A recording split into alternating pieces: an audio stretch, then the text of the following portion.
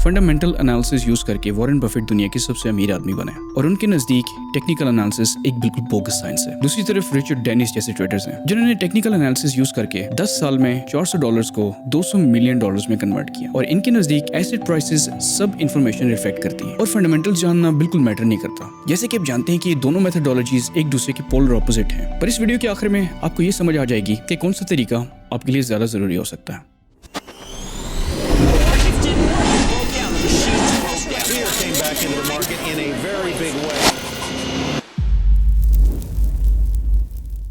अगर मैं ये कहूं कि आपको प्रॉफिटेबल इन्वेस्टर या ट्रेडर होने के लिए दोनों तरीके आने चाहिए तो ये बात बिल्कुल गलत नहीं होगी। पर ट्रूथ बी टोल्ड, कुछ ट्रेडिंग स्टाइल्स ऐसे हैं जहां आपके लिए फंडामेंटल्स बहुत इंपॉर्टेंट हो जाते हैं और कुछ ट्रेडिंग स्टाइल्स ऐसे हैं जहां आपको सिर्फ टेक्निकल एनालिसिस पे फोकस करना चाहिए, क्योंकि इधर फंडामेंटल्स बिल्कुल मैटर नहीं करते। थोड़ा डिटेल में बात करते हैं। सबसे पहले फंडामेंटल एनालिसिस को डिफाइन करते हैं। ये मेथड एक कंपनी की फाइनेंशियल हेल्थ, उसकी इंडस्ट्री पोजीशन और ओवरऑल इकोनॉमिक एनवायरनमेंट को इवेल्युएट करता है। यहाँ पर एनालिस्ट फाइनेंशियल स्टेटमेंट्स को और मार्केट कंडीशंस को देखकर किसी भी स्टॉक की इंट्रिंसिक वैल्यू या फेयर वैल्यू कैलकुलेट करते हैं। फंडामेंटल एनालिसिस पे बहुत जबरदस्त एकेडमिक लिटरेचर मौजूद है और अगर आप इसमें इंटरेस्ट रखते हैं तो बेंजामिन ग्राहम की लिखी गई बुक इंटेलिजेंट इन्वेस्टर जरूर रेफर करें। दूसरी तरफ टेक्निकल एनालिसिस ट्रेडिंग एक्टिविटी से निकले गए स्टैटिस्टिकल ट्रेंड्स और मैथमेटिक्स पे फोकस करता है। यहाँ पर चार्ट्स और मैथमेटिकल टूल्स को यूज किया जाता है ताकि पैटर्न्स आइडेंटिफाई किए जा सकें जो कि फ्यूचर मार्केट बिहेवियर को प्रेडिक्ट करते हैं। और अगर आप टेक्निकल एनालिसिस में नए हैं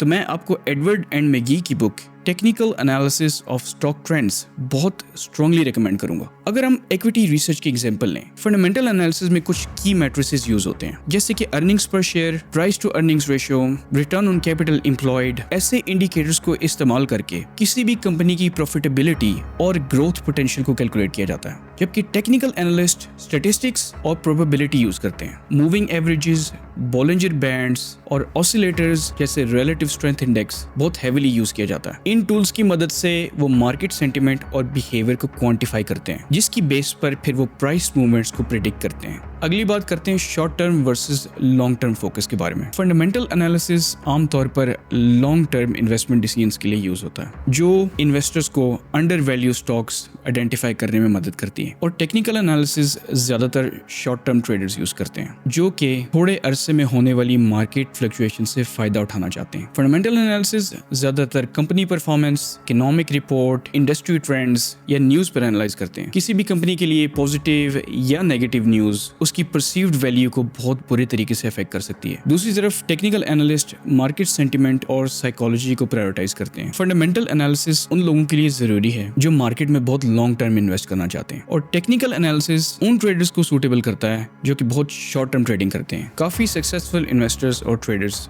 दोनों एनालिसिस को कंबाइन करते हैं और मेरी पर्सनल ओपिनियन के मुताबिक आपको दोनों एनालिसिस में एक्सपर्ट होना चाहिए। अगर हम एप्पल कंपनी की एग्जांपल लें तो सबसे पहले हम उसकी फंडामेंटल एनालिसिस और फाइनेंशियल हेल्थ को देखेंगे। इनोवेशन और मार्केट शेयर को कंसीडर किया जाएगा और फिर टेक्निकल एनालिसिस की वजह से उसके स्टॉक प्राइसेस, पैटर्न्स और वॉल्यूम को देखे जाएगा। और ये दोनों एनालिसिस करने से हमें बहुत वैल्यूएबल इंफॉर्मेशन मिलेगी कि हम एक अच्छी इन्वेस्टमेंट किस टाइम पे खरीद सकते हैं। इस वजह से अगर आप डे ट्रेडर या स्कैल्पर नहीं है तो आपको फंडामेंटल एनालिसिस पे जरूर फोकस करना चाहिए। और दूसरी तरफ अगर आप एक लॉन्ग टर्म इन्वेस्टर हैं तो टेक्निकल एनालिसिस आपको लॉन्ग टर्म ट्रेंड्स आइडेंटिफाई करने में बहुत मदद कर सकता है।